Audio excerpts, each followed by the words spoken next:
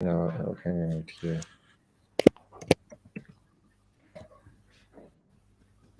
Go. Hi guys, Ready? this is Leo. This is Leo from Steve and Leo podcast. It's just I just thought of a new name for it, but Steve for some reason cannot get it. Some technical stuff. Our host also Steve is taking care of it, so I hope Steve Costello will get online on air and we will talk together. And the topic that we discussed, we plan to present you today is a very wide and a very important topic, and it's addictions. Because so many people are suffering with all kinds of addictive behaviors and substance addictions and behavioral addictions. And so many people are suffering from those who are suffering from the addictions, if I may say so. um, and well, as I'm here just by myself, I'll start telling you about my experience working with this. I'll remind you that I'm a clinical psychologist, and I work in a small town. So it happened that I don't have any particular specialty, because when you are a psychologist in a small town, you work with whatever you have, whatever problems people present to you. Some sound overlapping. Okay, so I never wanted to work with addictions because I thought it's a very difficult topic. It's a big problem for everybody. And in my personal, I am a happy person. There were no obvious addictions in my family unless I realized that I come from a long line of workaholics. But at the time where I was raised, no one talked about it as an addiction. Everyone praised this type of behavior as being very uh, professional and busy and helping people and very uh, like taking care of everything and everybody, controlling things. It was not talked about as some drawback, just merit. It was a merit. No, I'm having a cat here. So, and when I started working with perinatal period. When I started my career as a psychologist, I worked with pregnant women uh, waiting for the birth of their children or their babies and the families. And of course, you cannot. When I thought it would be like all pink ponies and butterflies, but no, it appeared that women come from different uh, paths of life and different troubles, and their husbands and their families. And at the same time, where the hospital where I worked, we were part of a big program where we were supposed to provide some educational services for the community, kind of an outreach resource center for people concerning healthcare. And it was a maternity home, that's why very many issues were concerning uh, pregnancy and birth and childcare. And we also provided some classes for nearby schools. But they didn't want to hear us talking about uh, genitals and abortions and all those non-politically correct words and things. It was a peak of uh, a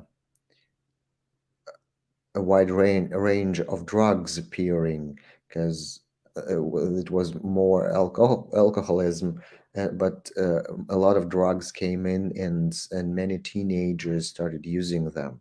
So it started being a big problem. That's why schools ordered more lectures and classes on addictions and on drugs. And I was taught that way. I thought that a good way to uh, tell people about abortion or about addictions is tell how awful it is, which drug does what, and which harms it brings, and how alcohol harms, and marijuana and whatever. It was long before marijuana was thought as a drug, a useful drug. um, and I noticed that when I got all the necessary books, it was also not very easy to get on internet those days. I got a lot of books on addictions and narcology, and read stuff and prepared a lecture and came to those high school students, telling them things like how terrible drugs are, and they were just merely laughing. Some of them were putting cigarettes behind their ear and like looking at me and saying, "Oh, okay, now are we done? Okay, I need to go and have a smoke. Okay, we're going smoking. Like, will you join us?" And I got angry. I was so upset. I didn't know what I did, what was wrong. I told them so many scary stories, but it didn't work. And about a month later, a classmate of mine died of overdose. And that struck me deeply because we were just young people. We were just like about 24 years old, I believe. And the most shocking thing about this one was that he was a pharmacist. He knew everything about drugs. He could produce drugs himself if he wanted, and he started using drugs when he was in medical school in the pharmaceutical department.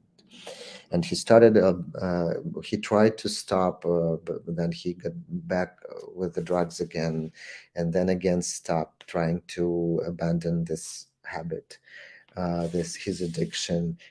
I knew he started a business, several pharmacy stores around the town, and then he died of overdose. And that's when I got this main idea that it doesn't have has nothing to do with knowledge about how drugs, how dangerous the drugs are. Uh, and I started searching for things. Okay, it wasn't my main specialty, but women came to the maternity with different things, and sometimes they were quite healthy and from quite good environments, but they were very scared, thinking how their babies will grow up and start using drugs. Uh, and then later, when I was had a lot of experience in many things, I was invited to work in an addiction rehabilitation center as a psychotherapist. To tell you the truth, they didn't really need a psychotherapist or a psychologist, because it was a Baptist uh, center where mostly what they did was work and reading Bible, which is fine, but there are much more to addiction than like curing the addictions, along with reading some sacred scriptures or whatever, may be leading people to God. They completely denied the 12-step programs. They said they don't need it. They just needed a psychologist in their staff, because they were hoping to get some extra funding. And you can get funding when you try to look good for the authorities, and having a psychologist is looking good for the authorities. So I did my best, frankly. I talked to like dozens of people, and I got so much information about their childhood that it was obvious that there were no people with a happy childhood and a happy life. And of course, by that time and later, when going deeper into the trauma therapy issues, it appeared that trauma and addictions are very tightly connected, because nowadays it's important to know that uh, we look at addictions mostly as a symptom. They're not uh, a disease or a disability or whatever by themselves.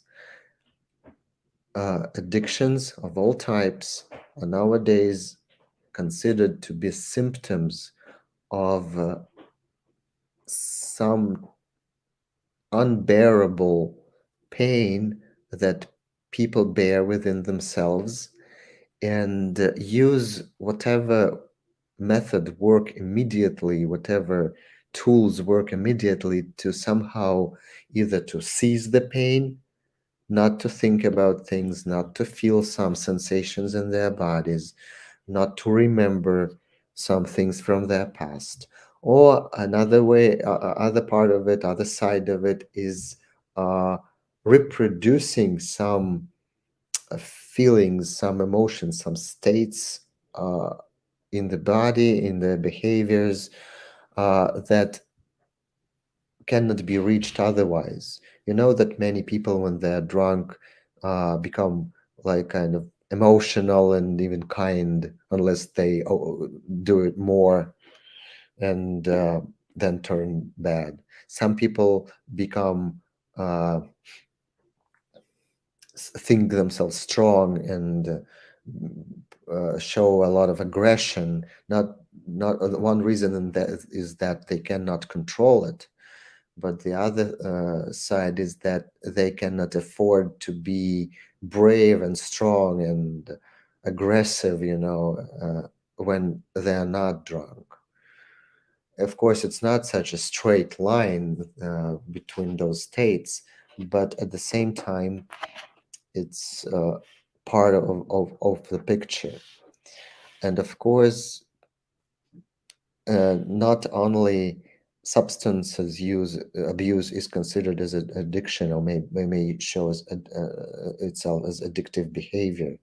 People get addicted to lots of things, some types of behaviors, some, for example, food, shopping, spending money, uh, relationships, whatever is helpful for them to soothe their anxiety and pain may produce the addictive behavior. Uh, but what's important to know is that I remember these things, that if people, for example, use a lot of alcohol, their brain gets damaged, their whole body gets damaged. And it's basically impossible to cure. But the thing is that at the end of the day, the scientists show that much of the damage is uh, manageable. I mean, it's possible to restore thanks to such a wonderful thing as neuroplasticity. The thing is mostly is the problem is that addicted people are very difficult, not just to it's not just hard to convince them that they're curable and they can do it takes a lot of effort, but anyway, they don't believe it, they don't feel like they deserve it. In that rehabilitation center, I met a guy uh, who basically lived in the streets. He was young. He was about like 22 years old, but he looked like as if he was almost 40, and he lived in the streets. And he came to the center just because it was freezing outside. It was so cold. So he and an old uh, person with with completely destroyed personality came to the center just to stay for a couple of weeks to wait for the frost to cease. And that old guy, that one, it was terribly damaged. It was impossible, very difficult even to talk to him. Uh, but the younger one told me his story. He came from a family of, he lived in a small village outside the town. He came from a family of alcohol addicts. He was like fifth of seven children or something. I don't remember exactly, but he came from a family with many children. And when he was about 6 or 7, uh, the children were taken from the family into a foster home. I mean, not it was not a foster home. It was like children's home, a facility for such children. In that home, they like orphanage. I don't know. Probably they were not uh, looked after well enough because they got out of the facility and managed to get alcohol. So he started drinking when he was 7. Then he and some kids from this orphanage used to uh, run away and get caught and get, put back and like doing it in rounds. And then when he was of age, he just went into the streets. He didn't try to get any profession. He didn't try to find any comfortable way of living. He just very quickly got into the streets and lived there. And he didn't look stupid or whatever. I talked to him about 2 hours, trying to find out what his story was. And I also tried to. I realized that um, I realized that of course he it will take a lot of resources to help him. But the basic thing is he had to he uh, that he should have wanted it himself.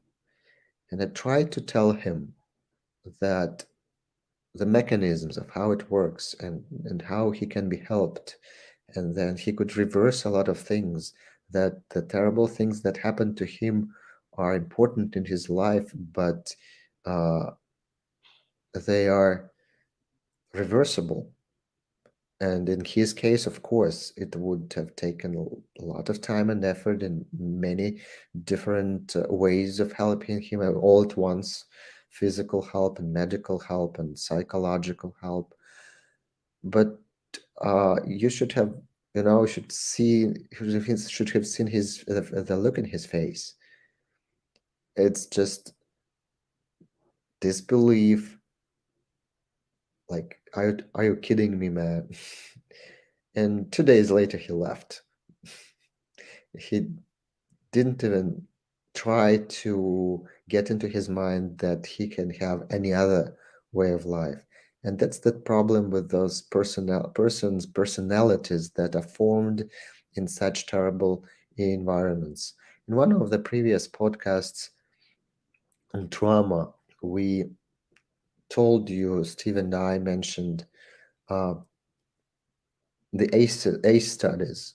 It was a big study in the like beginning of the 21st century in America. About 17,000 people, I believe, took part in it.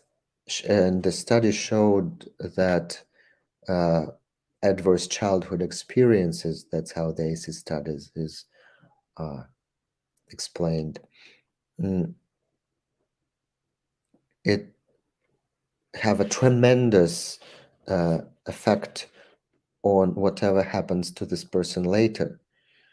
I mean, from addictive behaviors to all types of physical uh, health problems like high blood pressure, uh, diabetes, uh, m- most of mental health issues, that childhood trauma takes a great place, maybe it's a main trigger and started all terrible adversities that happen to people. And addictions are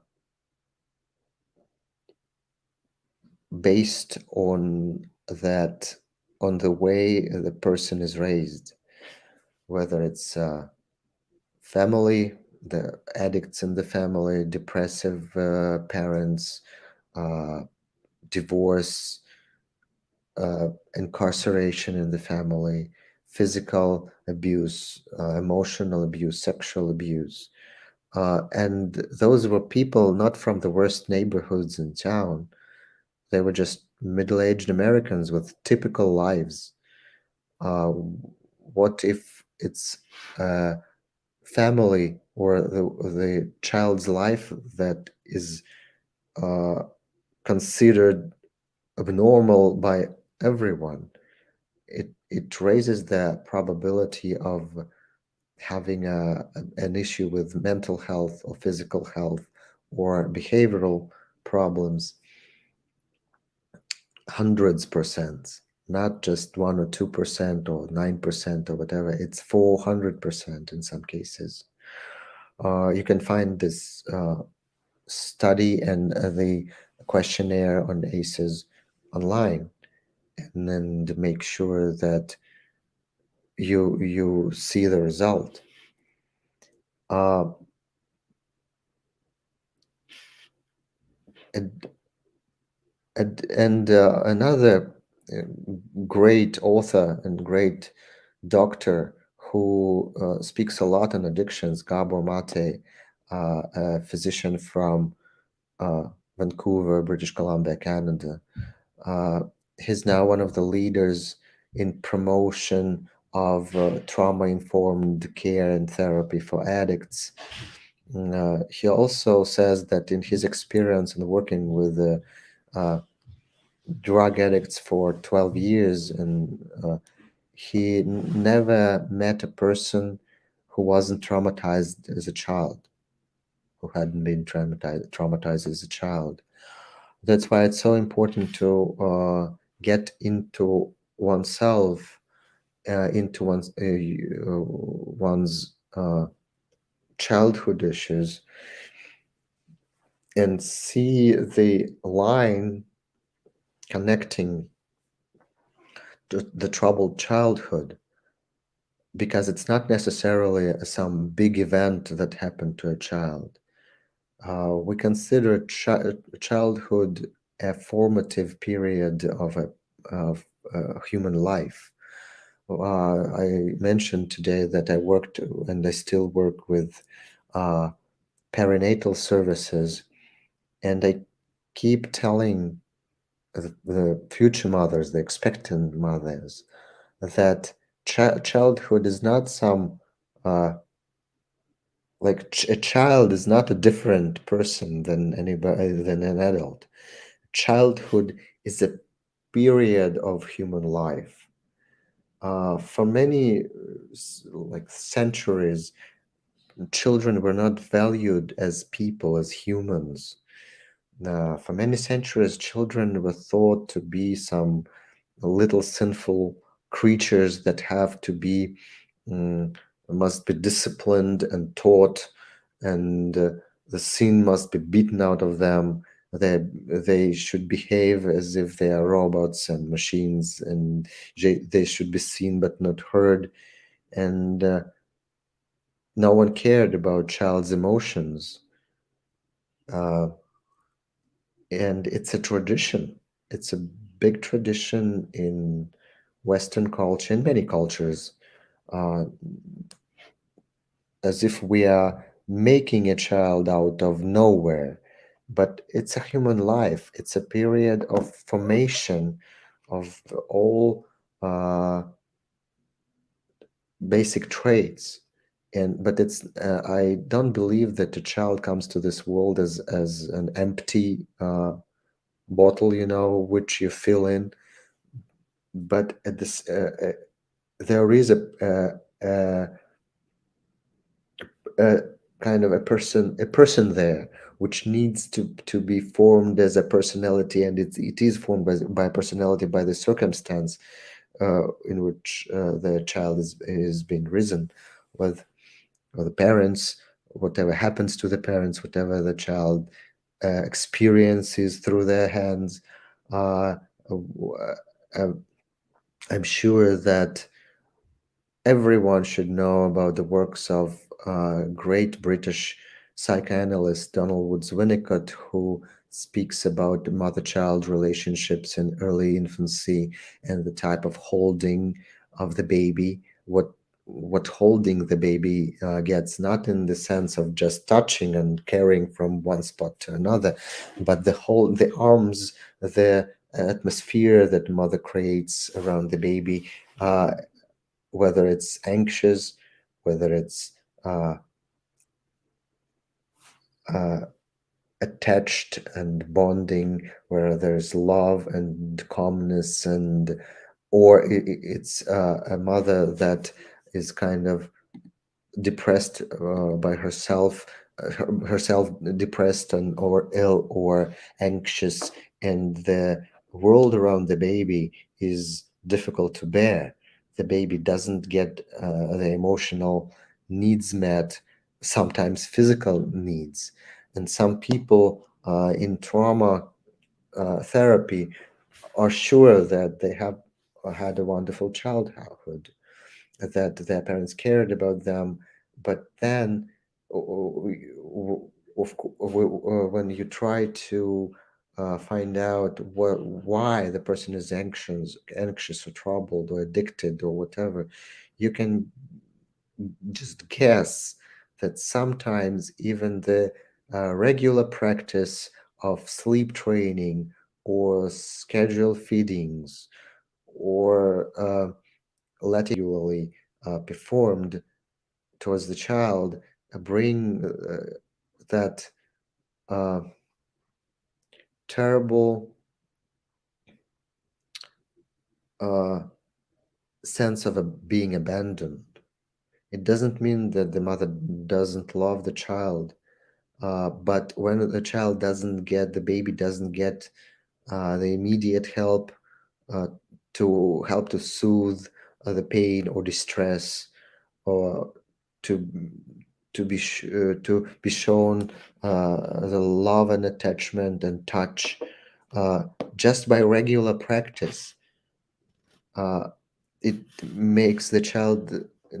Babies don't think, but they feel themselves as if they are bad, that they are not needed, that they are abandoned, and the child psyche uh, or the human psyche in the early age is uh, built that way, that we as babies, as children, think that the world revolves around ourselves, and if someone doesn't care about us, that we are inherently bad. And of course, when people with such a background grow up, and many of us are, uh, um, there is a good book by a psychiatrist, American psychiatrist Charles Whitfield, Healing the Child Within, where he mentions that 80 to 95% of people are not cared well enough, even though they may think that they have a wonderful family. Just because some something happened. A mother in postpartum depression doesn't is not able to provide enough care for a baby, and so many mothers on some period of their perinatal uh, the time of pregnancy or around birth or in the first year experience some type of emotional distress or perinatal or postpartum depression. and of course that emotional and physical overload that mothers experience and used to experience in all times of written human history, because for some reason we decided that they shouldn't be helped, that the mother should take care of the baby by herself, and if she cannot afford a nanny, or it's shameful to have a nanny,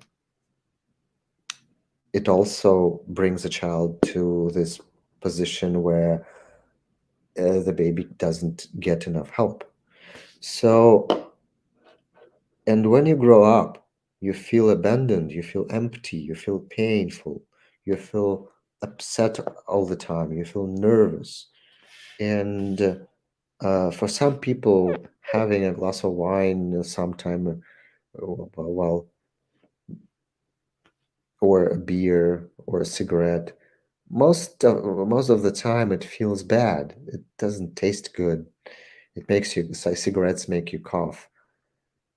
But then comes the culture of ingesting all types of of substances, of sharing, even of making. Some cultures uh, have this what they call the national traits of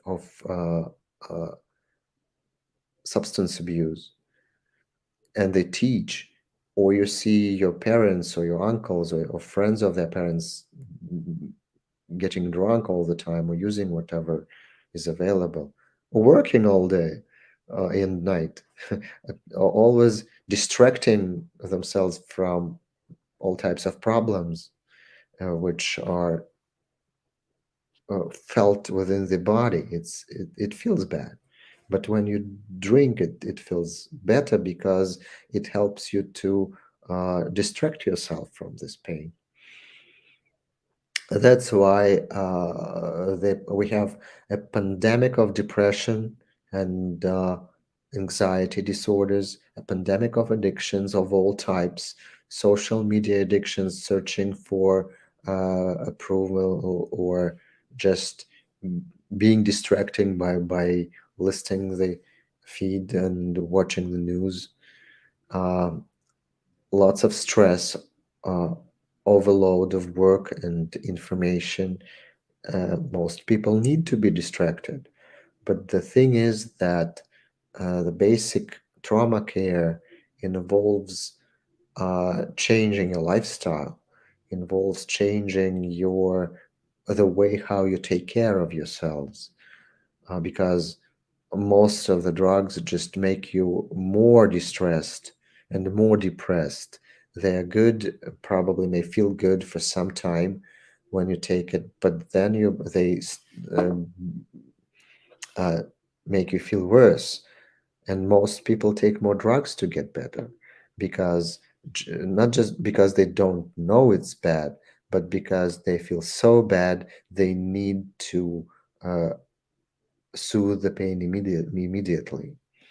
And so it's very important to make sure that people in the world get the idea of how it works and then start changing things around their well-being. And then the basic thing is to make yourself believe that you deserve it, that you deserve to live better, that you deserve to be uh, active, visible, comfortable. You deserve that comfort of life, not the distraction. And this is probably the most difficult part. And then changing the habit, which is not so easy, even if it's a simple habit, uh, like reading 10 pages of books every day. If you don't have this habit, it may be difficult to form. But we're talking not about just doing some simple and uh, easy to reach thing. We are talking about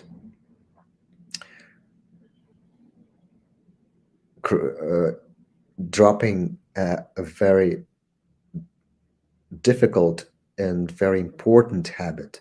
Sometimes my clients come to me and say, I want to stop smoking. I tried so many times, and I get back to it. And they're very surprised when I don't shame them. By the way, uh, addictions cause lots and lots of shame, and shame is a part of trauma, and shame is a part of addiction, and it's a very difficult emotion to bear. So they're very surprised that I don't shame them or blame them uh, for having such a habit, because they know it's bad. It's a bad habit. It makes their health worse and so on. And it's okay.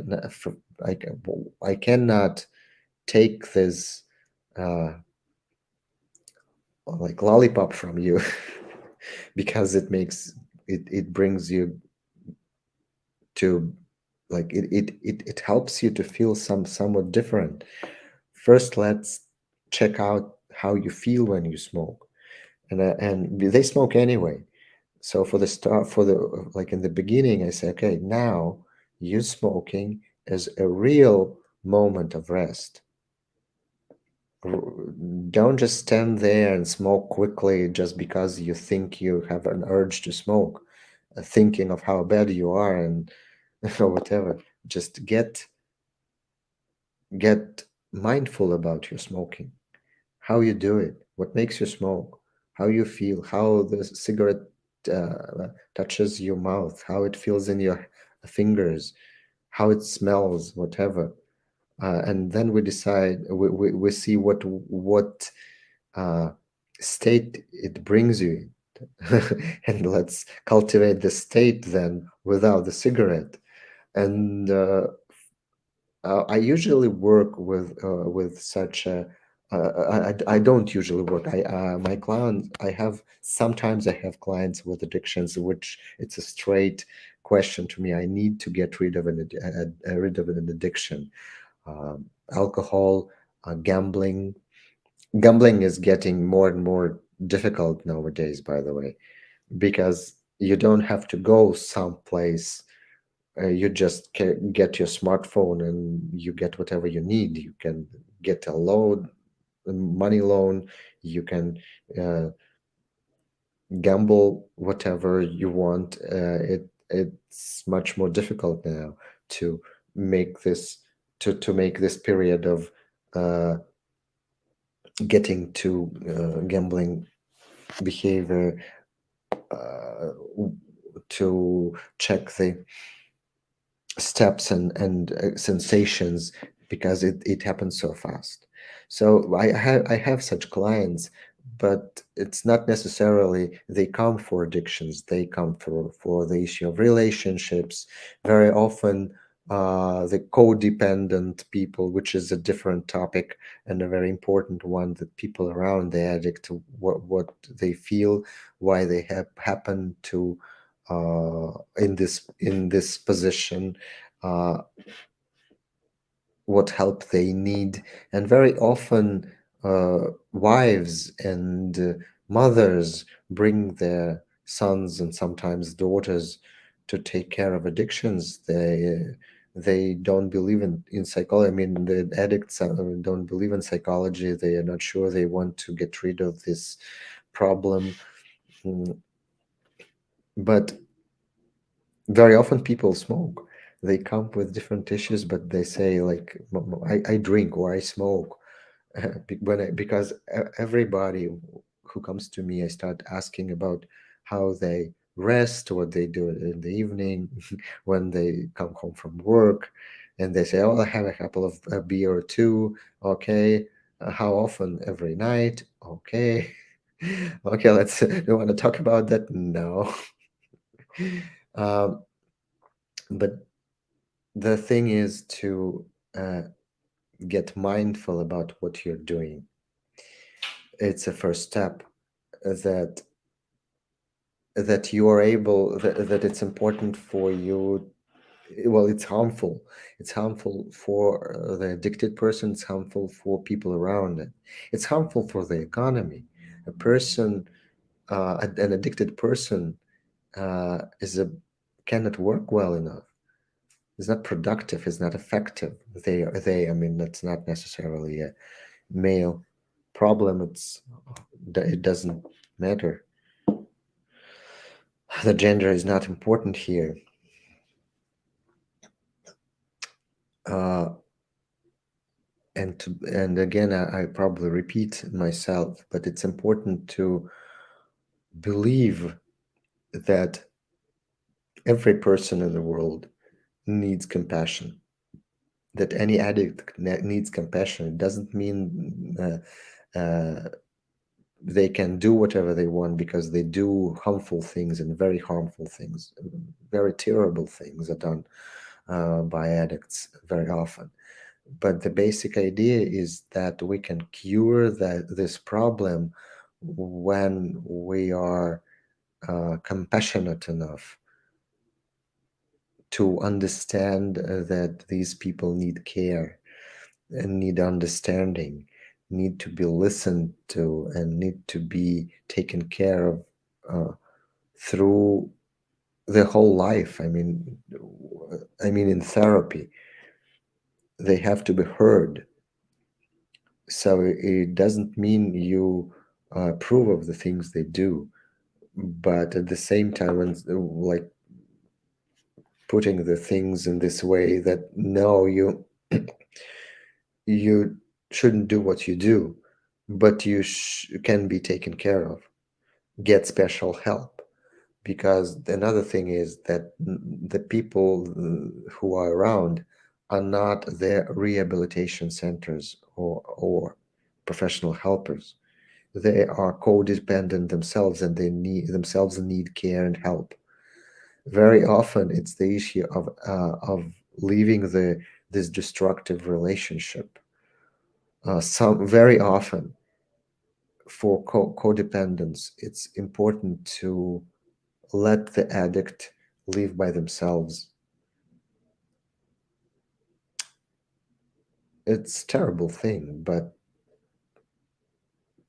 uh, sometimes it's important to realize that you're separate. You're not one system, unless you are in connection in this very difficult and emotional and physical and behavioral connection. You're not separate. You're always in this connection, and it's important to get help. Very often it's important to leave the relationship, because the addict has to be taken care of by specially trained people, or to let him, like, live and let leave, you know. Sometimes live and let die. How awful it is! Awful, I know. It's terrible, but there is no other way sometimes. Otherwise, you're dead too, unless it's your choice, if you are mindful about it. Uh, there are so many ways of getting help. 12 steps programs, uh, online self-help groups, private therapy. Uh, Steve and I have quite an experience in working with addictions. I know that probably workaholism sounds funny along with severe drug or alcohol addiction, but my fight with my workaholism is still in progress. Um, Prescription drugs. Steve can tell you a lot about it. So make sure you reach out Steve on Facebook, or both of us on WhatsApp. Steve Beer, could you please show our contacts on air so that people could know that we have a lot of types of advice, and a self-help group, and a therapeutic group, because you don't just deal with addiction, you deal with depression, anxiety, trauma, pain, and so many other issues that cause you or your relatives or your friends to go on the addictive pattern. So I hope you take care of yourselves. I hope you got some hope through this podcast. And mm, please contact us on Facebook and WhatsApp and get whatever advice or help is possible. Good luck and take care. See ya.